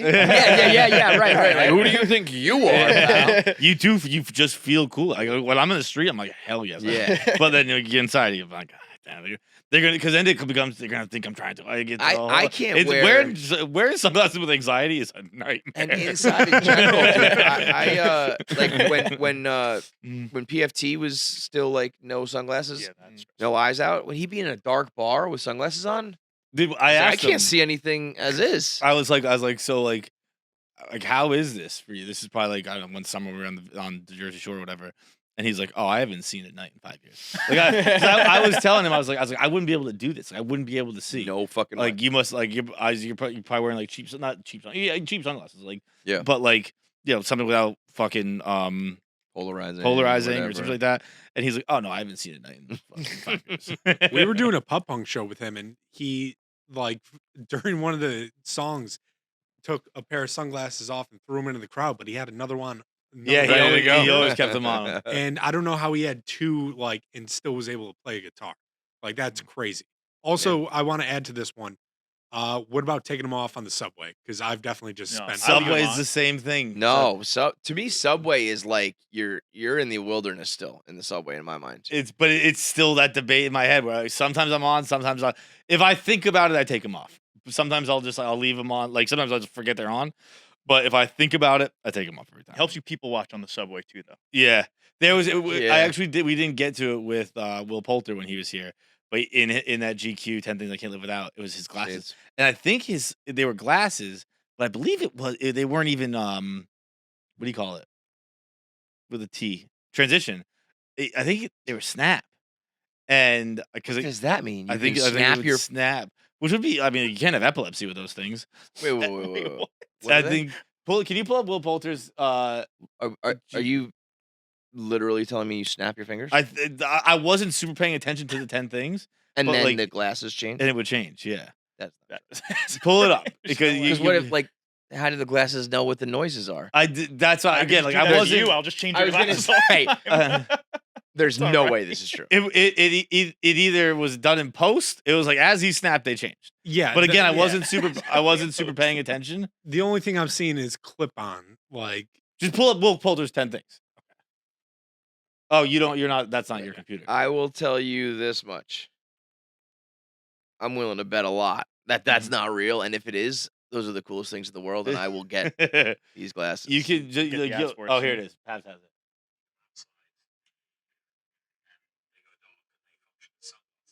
I think he's just talking about transition, right? But why so they did it in post? It's just like a fun thing you dumb that's a mask. I think that's a editing. Okay, like I said, I wasn't super paying attention, but even watching it, it's cool. It's implied that that's how it happened. It's really well done video tracking there. That is cool. But that's up there with Jackie thinking that Steph Curry hit all those shots. Imagine people just going up to you. Clap off lights was the difference. There's a little bit of a difference. But the clap-ons, that was in the 80s. We've had a lot of technological success since then. You know what's crazy? That the clapper... That people think get OJs on TikTok. How old are you? 29. Oh, you're a little older. Okay, so you're like a functioning human. Because I'm sure people don't even know about the clapper. The clapper was like... the fact that didn't like become the standard, to me, is crazy. Yeah. You got Alexa. But my whole apartment's like that. Yeah, I mean, I get, but there was an in between, man. There was like a 20-year gap between Alexa and the clapper. Longer than that. I just remember that old woman. That's how she clapped. There was a song, right? Yeah, clap on, clap off, the clapper. Yeah, that was back when jingles ruled the world. Okay, let's get in. See how good Who's the Biggest Asshole is? Dude brings up sunglasses. Next thing you know, we're talking about the clapper. The asshole. Was that the determination you're an on asshole. the asshole? Yeah, for sure. I might not take them off now for the next. Yeah, you gotta lean into it. Work with them on. I'm staying with a friend and had sex with a stranger on his couch. Now he's pissed. Am I the asshole? Not even a little bit, bro. This you know how many friends I've had piss my couch? I don't give a shit. Well, okay. This is so. I was gonna say this. This is an age thing. I think if I invite my friends over when I'm like 45, actually, I think this is like a guy thing. Like, if you're upset your boy fucked on your couch, you're lame. Yeah. You know? If I wouldn't fuck on a girl's couch. I wouldn't fuck on a girl's couch. And I also feel like guys get stuck in a spot where it's like you live with your girl, you're married or something, and it's like, I don't care that you pissed the couch or fucked on the couch, but Stacy's gonna fucking flip out, you know? So I can understand, but like being like really upset about it, dude. I remember my friend one time, we called it the park bench because we had a couch that looked really nice. It looked like suede, but it felt like you were sitting on an outdoor park bench. And he got so shit-faced. This is the same guy. One time, the same night, we had to try to get him home. He's fucking jacked. He's the most in-shape guy I know. And he was just pinballing his way down the streets of New York. It took like 5 of us to corral him. He was doing cannonballs on the top of hoods of cars. And he's like the most polite, like straight like guy I know. And he just like lost his mind drunk one night. Probably had one of those meth drinks. And then we put him on our couch, and nobody has ever pissed a piece of furniture more than this man. My buddy pissed on my couch. It was we could hear it. We could hear it like it was a faucet that was on. I was like, "What's that?" I was like, "Is the couch leaking?" And it was like just covered in piss. I had a roommate in college who he pissed his pants so much when he got drunk that it would happen every time that it started happening sober. He would just piss his pants every night. And he's like, I didn't even drink last night. He would just piss his pants all the time. And it was Like a real in bed problem. or unconscious? That's tough. No, like in bed. Like he'd fall asleep on the couch, piss on the couch. See, but that's the sober difference would between start us. happening. I don't count pissing drunk in bed as pissing your pants. Different. Different. No, that is true. No. If you pissed, I piss my pants, I'm conscious. If you piss your, It's your own bed, though. It has to be your own bed. If you piss your Yeah, pants asleep, you pissed the bed. You didn't piss your pants. Right. Sometimes you might not even be wearing pants. You can't piss your pants if you're, Speaking of that, I've been sleeping Winnie the Pooh lately. That's bananas. on purpose. Kinda, yeah. I think it's because I shower at night, and then I'm like, I'm not even gonna fucking waste a pair of underwear. I'll just put on sweatpants. Feel that. And then I take sweatpants off for I think sweatpants with no underwear is the greatest fucking feeling in the world. But then I But get in then bed, you I don't just wanna drop sleep in underwear. those, and I'm I just do like, get in that. bed. I get that. So as long as you're not walking around your apartment when you No. But like, is there when you go to bed at night, you're like, okay, I'm not gonna sleep in my sweatpants.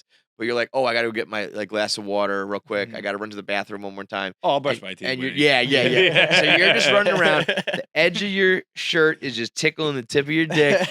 Your balls are hanging a little bit lower.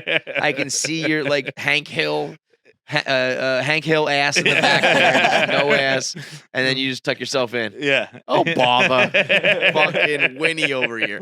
I have been having sex Winnie the Pooh a lot, and I remember. Only way to do it. Well, yeah, like I think once you get a little bit older and you're not like as comfortable and you get a little lazy, you're like, I don't need to take this off, But I remember a girl. I go socks almost all the time. Yeah, shit I like just that. can't get to my feet. Right. Like trust She me. can take them off if she wants. I can't. It's a it's the biggest turn off in the world. Like, I was gonna say she's gonna dry up when can she deal hears with you go. you can deal with my naked body. If you have to see me take off a pair of socks, you no longer want to bending over like that. No, I mean, John can barely get a pair of pants off, let alone socks off.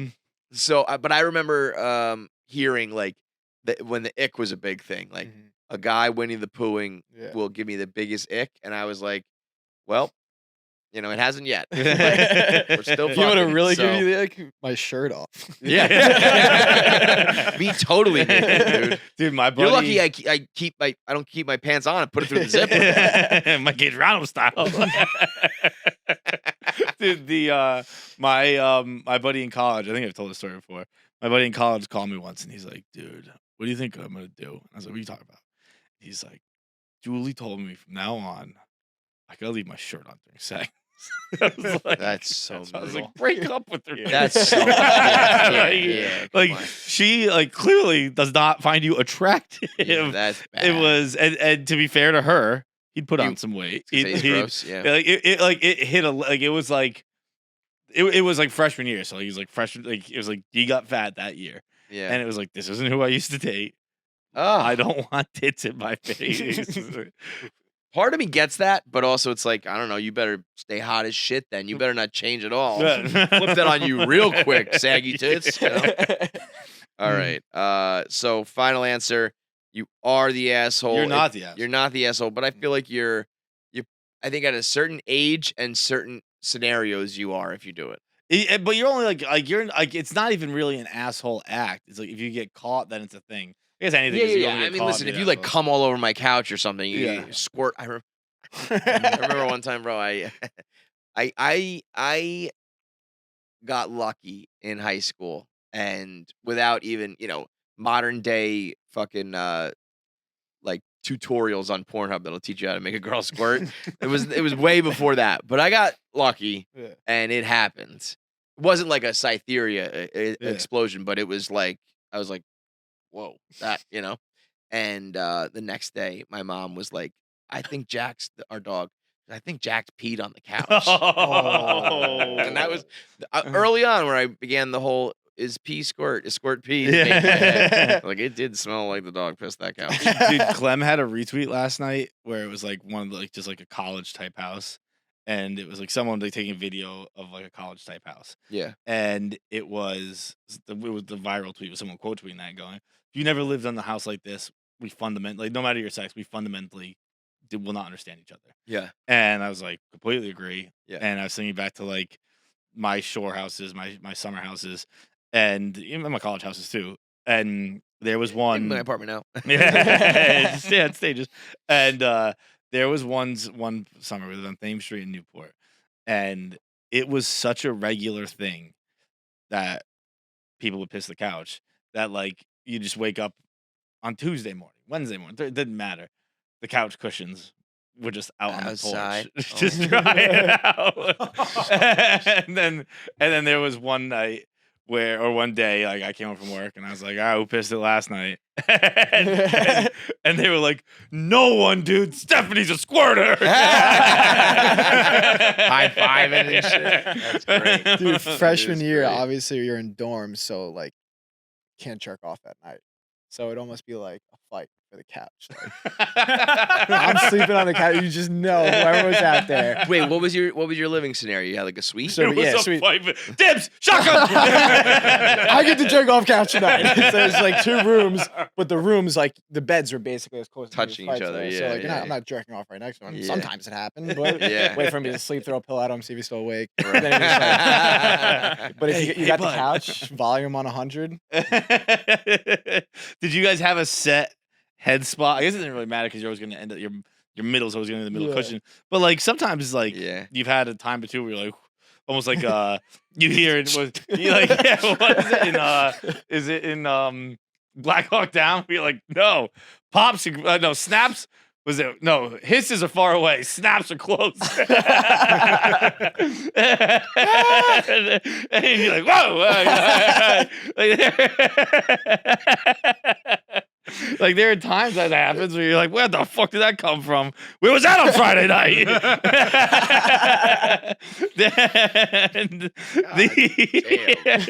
But you gotta know where your head's at if you gotta know where like everyone's head's gonna be at. Yeah, no, I didn't think that deep. But at 19, it was like left and right. Yeah, I mean, early on, that shit was like a 50 count. Boom.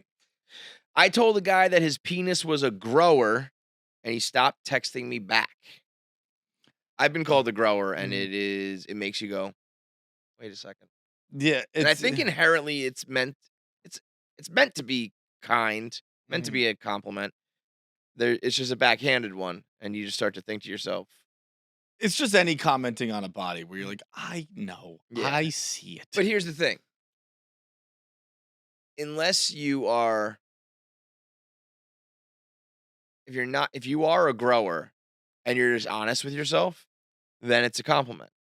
I know that my flaccid penis is so unbelievably small. And I mean, it's like if I sit in the right way, it will go like inside my balls. But I know that when it's not flaccid, it's a good size. So if I just accept that, it's like, what do I give a fuck about my flaccid dick? You know, who cares? But you let them see your flaccid dick though. See, I just don't let them see it; they'll never know. Listen, that you see my flaccid dick, like, let's go to the courthouse, fucking sign the papers and put a ring on it right now. I try my hardest to keep you from seeing that for the longest I can. If you eventually get in a relationship or it gets long enough, eventually you just kind of get lazy, or it's just a numbers game, probability. She's gonna see it eventually, you know.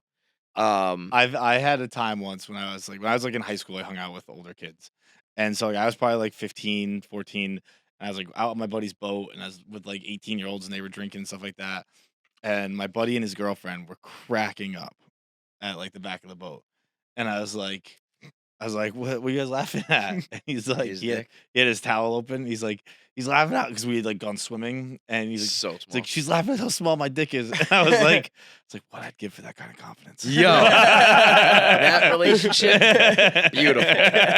beautiful. Like that kind of confidence is fucking. When it's something I'll never experience in my life. If you can ever reach a point with a chick, or if you're a guy, reach it with a girl, where you are like sexually, not even sexually, just like emotionally, mentally, physically, literally, reality-wise, just like that open with each other naked, it's a blast. You know what I mean? You're like laughing at each other's parts. You're talking in the middle of sex. You're trying things out. You're just like, can you do this? Can you do that? Touch here, put that there, whatever. Look at this, look at that. Hey, it's a great time. It's very rare, but if you can get that, it's a fucking blast.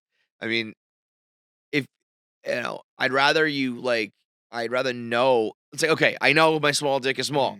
So if you tell me I'm a grower, like, we're good. If you don't call me a grower, then I'm just like, oh, wait a minute. You think my dick is so small, you know? So at least let me know. It's so much like somebody saying like you clean up nice. Yes. Yeah, Same yeah. thing. The rest of Or the you time, outkicked your coverage. Yeah, It's like, yeah. all right, I I'm know okay. it, and Yeah. you're recognizing Yeah. it. Do I need to hear it? No, but at least that I know that you think my girlfriend's hot, or that I look sharp, or whatever. The key is you just like after sex, you just like keep your clothes off for like 25 seconds.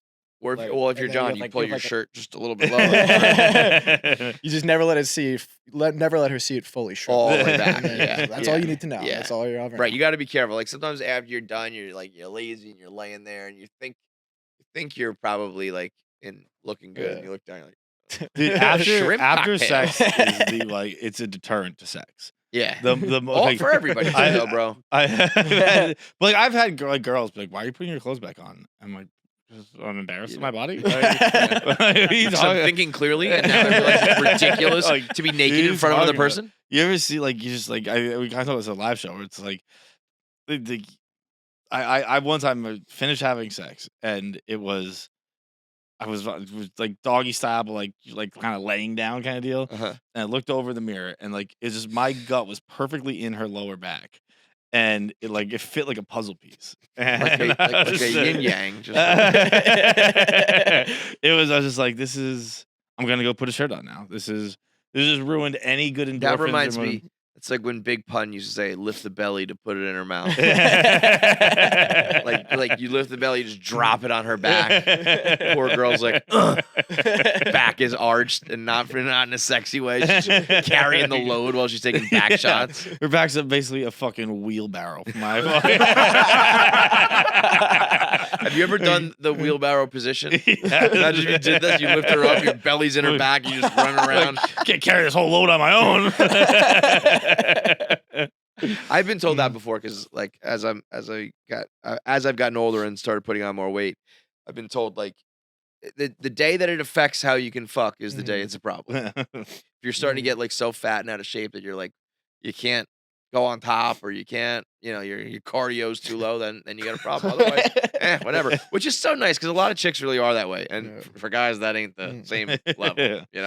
It's like, oh, the minute that you put on 5 pounds, I'm gonna secretly give you an eating disorder.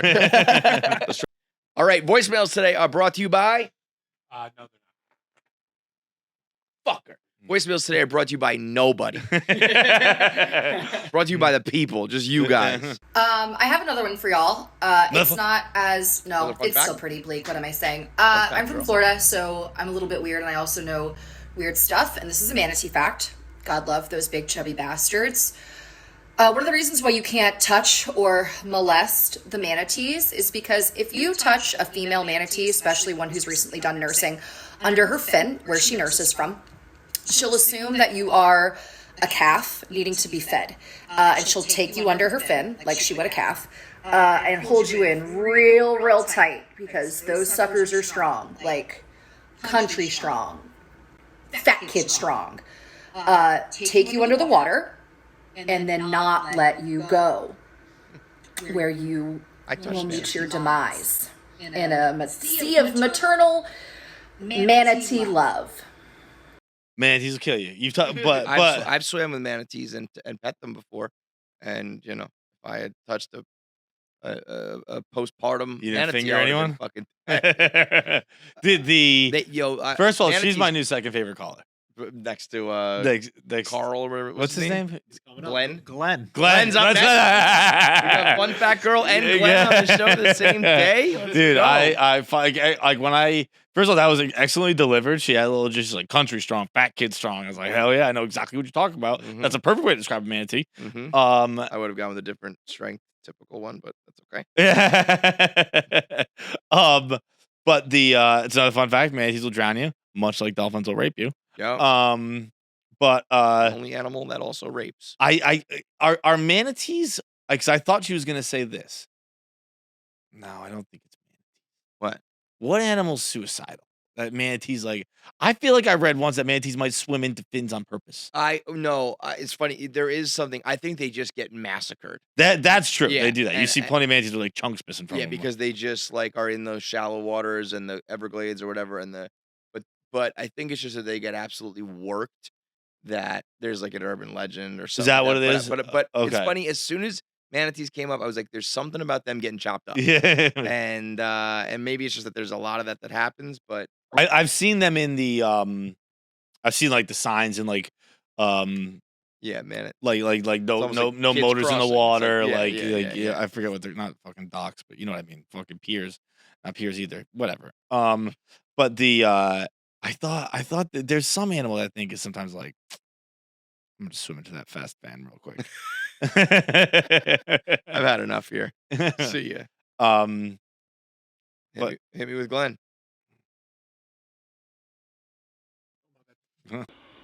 Hey, what's up, you guys? So recently, Cameron Artis-Payne, who is a point guard for the Phoenix Suns, tried to argue a call with a referee using the "on my mama" defense, in which he just basically said, like, "on my mama," like I didn't do that shit. Whatever that shit was, I don't remember. But basically, imagine a new NBA rule in which a player, once a game, can reverse any call that they want by putting it on their mama that it was not the right call, and they get to reverse it, retete.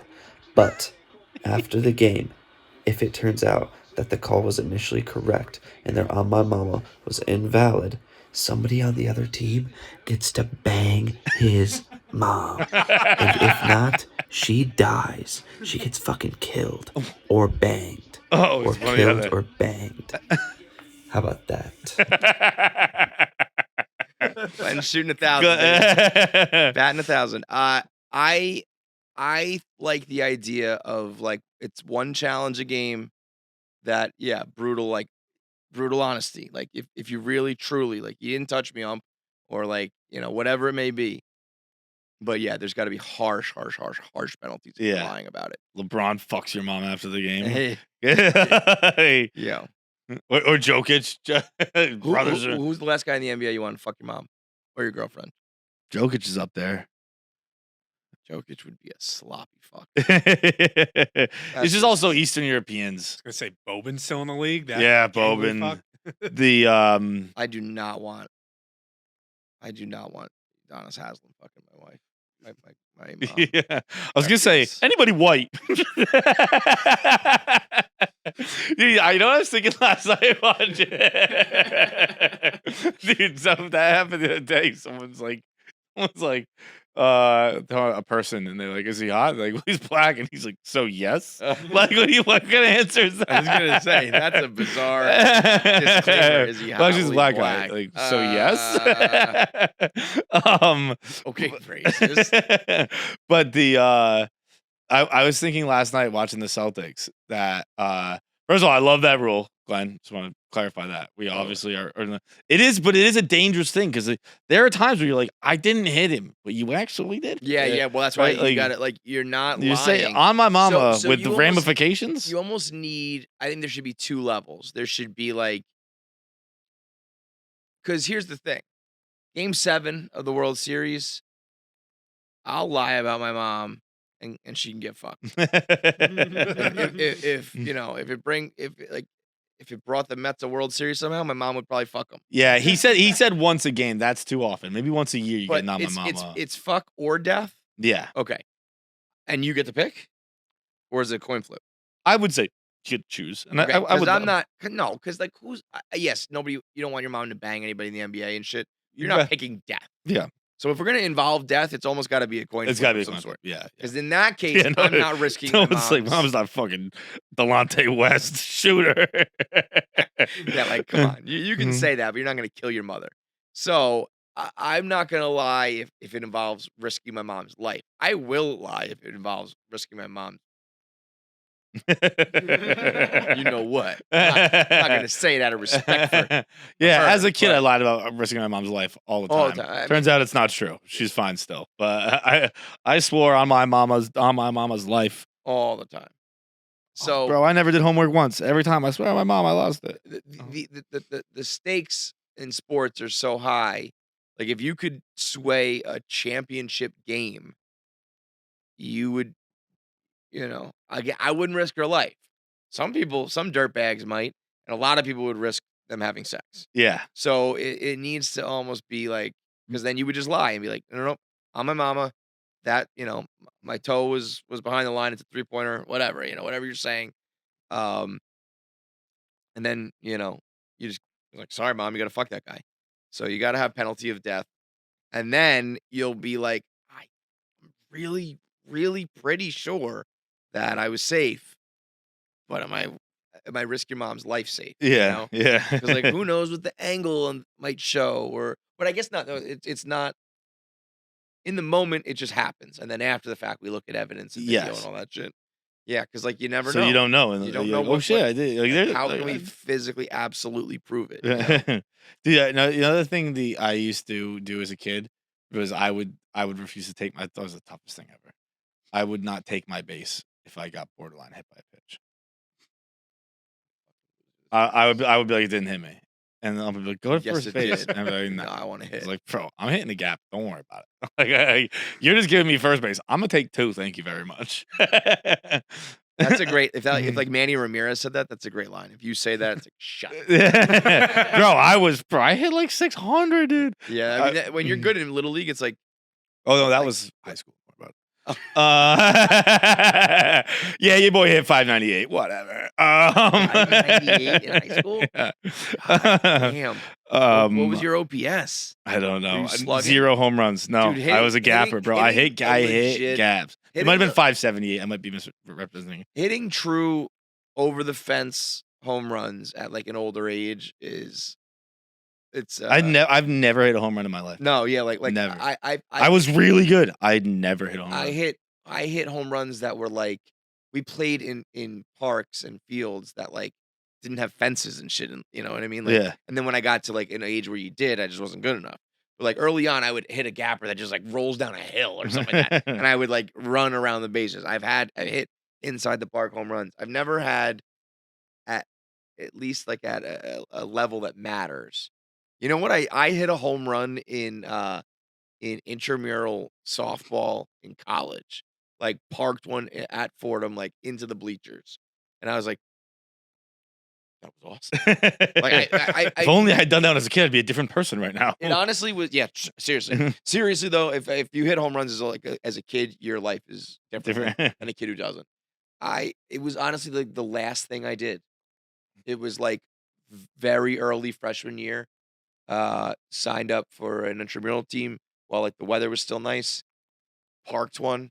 Felt amazing. like slept walk the next day and ruined my life. So like the last thing I did was hit a dinger. Yeah.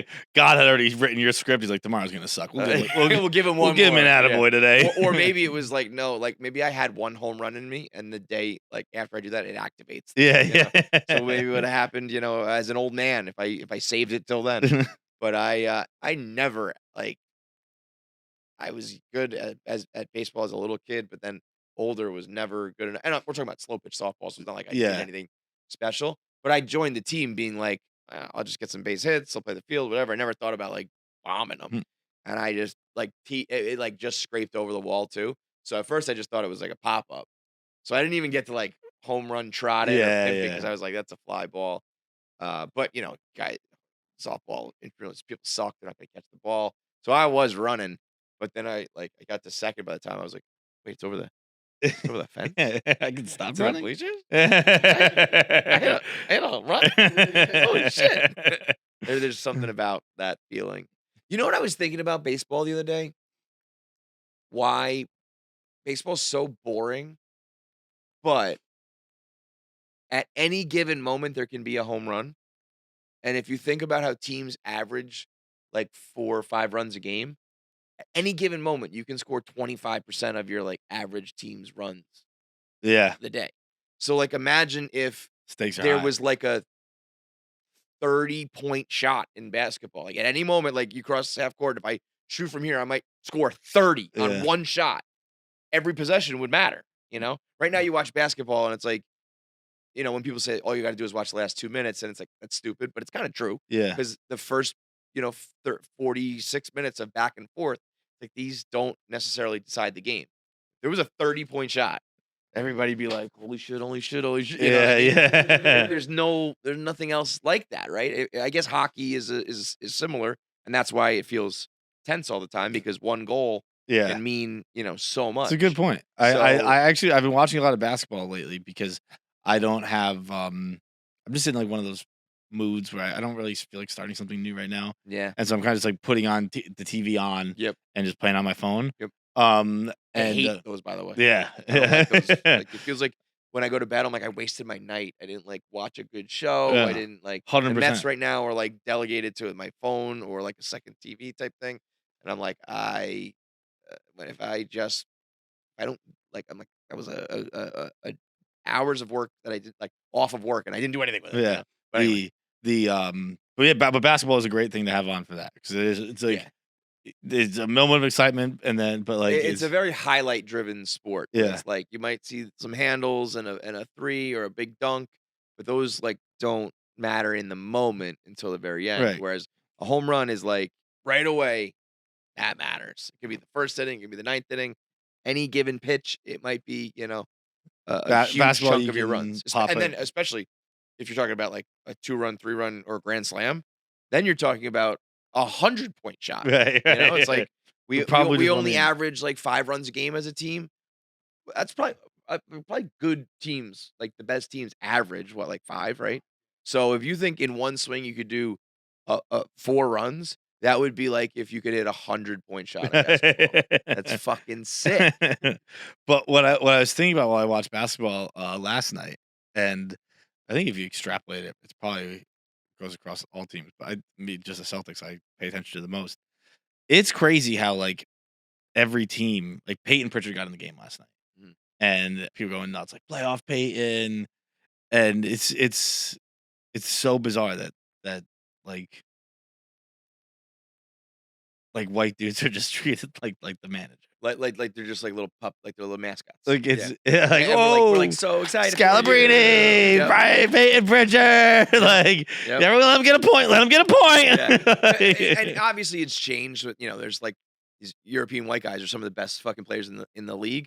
But it's like an American white guy is still just a like good for him. They've always got a lot of heart. Yeah. A lot of And like I know that's not like a unique, like a new thing, but like how excited the crowd gets. Like, oh, he's gonna get a point. And just checking in the game. Yeah. And then if they hit like a 3 ball, yeah. God, you feel like I'd be like, all right, guys, McIntyre, remember that kid? Okay, yeah. You feel like him, and it's just like he's a grown adult, like physical freak, shredded specimen, and we're like, good for you, good for you, Hercules. Some of those guys out there are tall. You try so hard.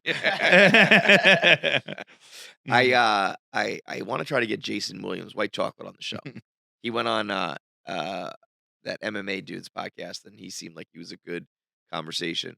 Because that dude changed the world for me, for like everybody. Jason Williams being like, of course there's Larry Bird and there's like great white guys, but a guy like him who could play. Dude, after Jason Williams, I don't think I've ever thrown a pass with my hands ever again. Yeah.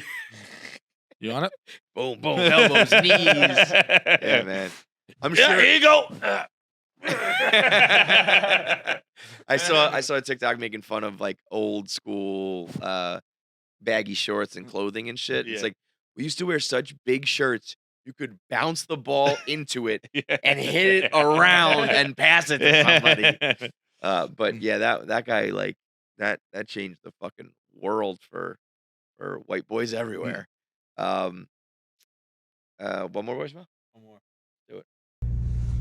All right. I constantly want to call in with like these stupid medical facts or whatever, because I was just listening to the last episode, and Feits said that he had this little red thing on the back of his neck, and I actually work for a dermatologist. That is called a stork bite, or the actual name of it is called a nevus simplex. It's like a birthmark, basically. Long story short, like when Feits had fucking heartburn, and you guys asked these like questions about your ADHD and all that stuff, I always want to call in. I never have time. It's really pointless. Long, sorry for the long voicemail. But anyways, it's called a stork bite. What is the dumbest thing that you guys don't care to know, but that you know, like this stork bite situation? I mean, that's like, what's your fun fact? Yeah, that just made me realize it must be a nightmare listening to the show if you're just a moderately smart person. Yeah, But to be like someone who understands, like, I mean, 90% of this show is just talking about our ailments. Like, someone must listen and be like, no, I know what's wrong with you. It takes 10 minutes to fix. Well, see a doctor. Yeah, I mean, for me, everything's just like, it's not for you, but for me, it's like, just drink water, asshole. You're dehydrated. Everything is dehydration. But I do like the stork bite. That's cool. I mean, that's just, I don't know if that's stork bite is just a way of saying birthmark. Right. Yeah. Like, it's just.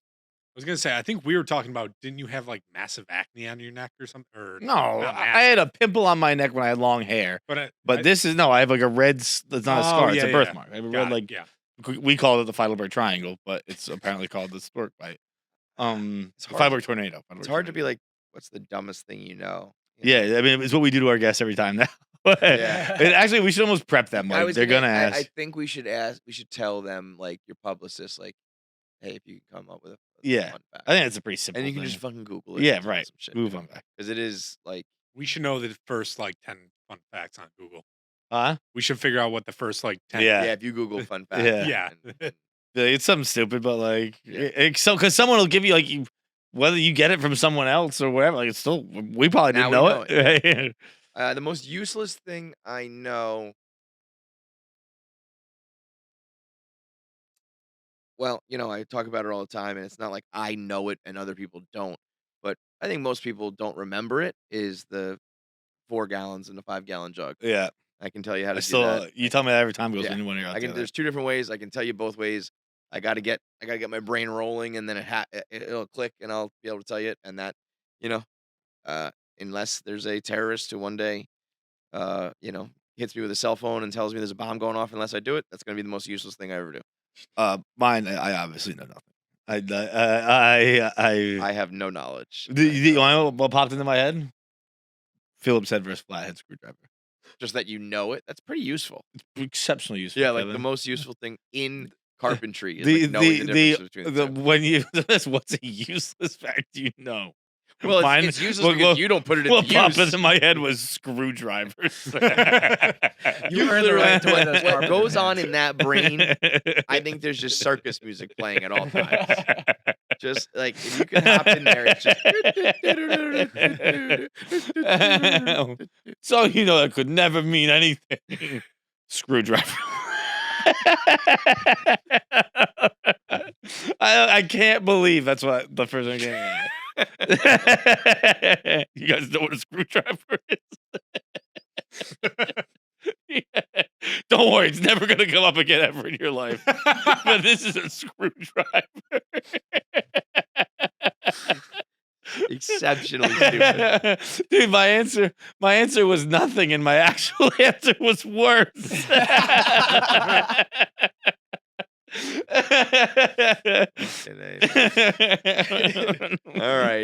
All right. Time for our interview. An all-time guest here. We've been lucky enough to go on a run the last, now 2, 3, now like 3, 4, 5 years now of really top-notch comedians. And the one that always is people going, why haven't you had him on yet? Why haven't you had him on yet? And he's a New York guy. He's an East Coast guy. Lives in Jersey. We have not had Joey Coco Diaz on until now. And we finally did it. Uncle Joey on KFC Radio. The people have been asking for it. I've been waiting for it. And my God, did it live up to the fucking hype. Just put it this way. You'll hear it. But like 45 minutes into the quote-unquote interview, he says, oh, are we going right now? Like, he was ready to just come in here and sit down and talk with us for an hour and not do the work he came to do. Because he was just like, oh, I thought we were shooting the shit. So, an all-time Hall of Fame interview. Not even interview, just a sermon from Uncle Joey. And I strongly recommend the book. I very recently we had a guest on who was promoting a book, and I said you're like going on a deaf person's show and promoting a song. I read the full book. I think I proved that in the interview. I fucking you did the book report. I mentioned multiple parts of it. Yeah. And you could argue too much of it. But it's a great read. It's a great listen too because Joey narrates it. So if you want to hear it in his voice, you can do that too. So go get the book or listen to the book, and it's Joey Diaz on KFC Radio. Bro, let me tell you, out of all your stories, the craziest ones and the wildest ones, my favorite story about you is when Ari dosed Bert Kreischer. Oh my God. And he called you up and was like, I've never done this before. I'm afraid. I don't know what to do. And you just showed up and you took some Molly with him and you were like, we're going to ride this out together. I was like, that is the best fucking friend I've ever heard. What are you going to do? Life, And he accused him of dosing him and shit. Yeah. That's just fucking like that's boys right there. Like, and I guess it's not the worst thing in the world. Hey, I got nothing to do this afternoon. No, I was at my daughter's kickboxing. Oh wow! So and when they called me and they said, "I gotta go, baby," I took her home and I'll be right back. My wife's like, "What's eating dinner?" I go, "I gotta go check on Bert. Something's going on over there." I get there and they're fucking. I walk and I see Mrs. Kreischer outside, watering the fucking flowers. Hi, Joey. What are you doing here? I go, they're in the back. They called. They needed some help with the podcast. She goes, go right in, help yourself. Get a soda. And as I'm walking in, I see him with a fucking bikini on. And Ari's got one with that warped fucking body is. And they're dancing. Everybody was having a good time. I'm like, oh, fuck. All right. And then Bert's like, can you believe he fucking dosed me? I'm like, relax. Give me one. Pop. Fuck it. No big deal. Then they ended up at the Comedy Store drinking. It was, and that's what I said. All right, big thanks for watching. If you made it through this whole episode, that means you should be subscribed. There's so many of you out there who watch and don't subscribe, so make sure you are a KFC Radio subscriber. Make sure you get all the content when it drops. Click that button now. I have 9 fingers. I'm still subscribed. It's that easy.